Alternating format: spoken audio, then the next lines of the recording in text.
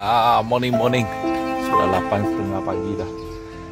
Inilah kita punya camp siap pukul 3 pagi ni. Pak Ali masak apa pagi ni? Kuih tiaw lagi cak kuih tiaw Kita ada tukang bancote baru tengok. Masak sarapan pagi, lepas makan kita pergi pusing-pusing.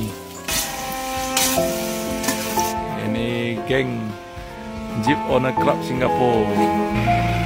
Chào, morning. Lai. Morning.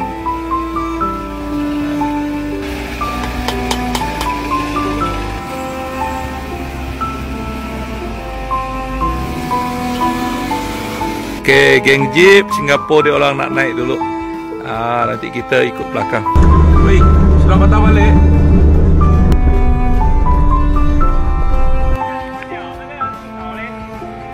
Ada obstacle sejang ke? Ada tahu tak? Itu ada tanah runtuh sikit lah. Nanti kita kasih cangkul-cangkul sikit boleh lepas.